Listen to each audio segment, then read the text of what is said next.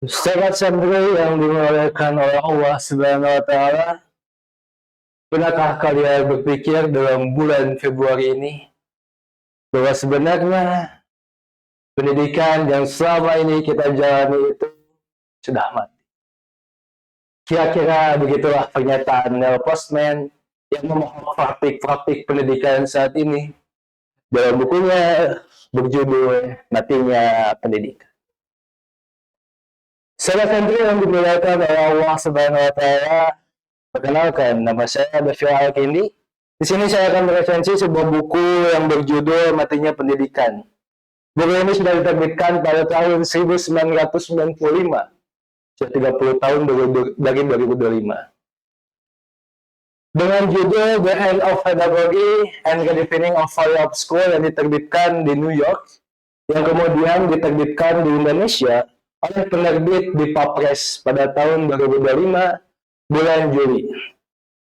Buku ini memiliki halaman 306 halaman dan juga memiliki ketebalan hingga 3 cm dan juga memiliki tinggi hingga 12 cm. Buku ini memiliki cover yang soft di belakang dan di depannya. Dan buku ini dalam daftar isinya, buku ini memiliki 2 bab gitu. Bab pertama, Neil Postman itu akan sibuk untuk menyampaikan gagasan-gagasan atau tesisnya terhadap pendidikan yang mungkin akan saya bahas sebagian besarnya. Dan yang bab kedua, dalam bukunya ini menceritakan tentang tebal gitu. Tebal itu apa? Tebal adalah sebuah cerita perumpamaan.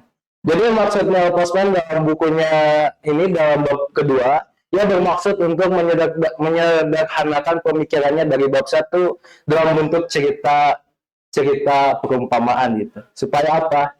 Supaya kita selaku pembaca tidak mengalami kesalahan makna terhadap gagasan-gagasan ataupun tesis Postman terhadap pendidikan.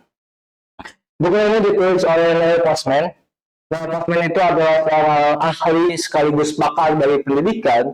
Beliau juga seorang ahli teori media, pengamat kebudayaan Amerika yang terkenal, dan selama 4 dekade lebih ia sudah mengajar di University of New York, dan di sana ia memimpin media of ecology.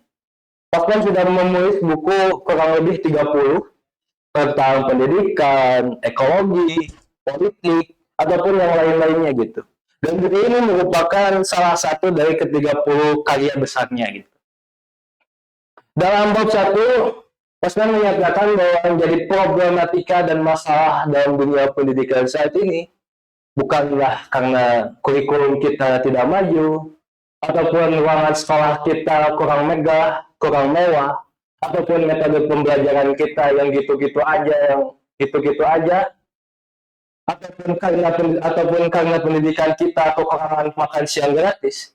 Tetapi yang menjadi problematika dan menjadi masalah dalam dunia pendidikan saat ini, menurut Neil Postman, adalah di mana sekolah sudah tidak bisa lagi mempunyai makna dari pendidikan itu sendiri.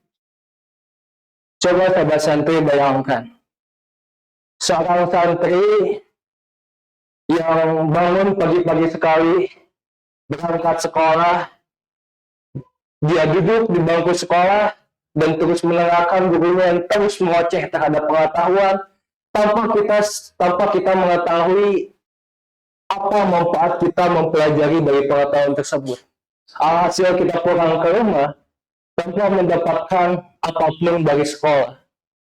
Dan saat itulah kata mati bersinkron dengan pendidikan hingga membentuk satu kalimat, pendidikan telah mati. Postman melihat bahwa terjadi kekacauan yang sangat begitu besar dalam dunia pendidikan saat ini. Guru yang seharusnya berperan sebagai pedagog yang mampu mengajarkan dan memberi makna terhadap pendidikan, justru malah tampil sebagai pelaku indoktrinasi, di mana ia mencekoki seluruh muridnya dengan pengetahuan tanpa mempertanyakan kembali implikasi dari pengetahuan tersebut. Dan juga sekolah yang merupakan lembaga dari pendidikan justru malah menawarkan pendidikan bahwa pendidikan itu bisa diperoleh untuk mendapatkan pekerjaan. seolah sekolah saat ini mengatakan bahwa pendidikan itu adalah sebuah komoditas yang bisa kita peroleh untuk mendapatkan pekerjaan. Jauh dari makna pendidikan itu sendiri yang bisa mengajarkan kita arti dari mendidik, arti dari moral, pengetahuan, mencerahkan.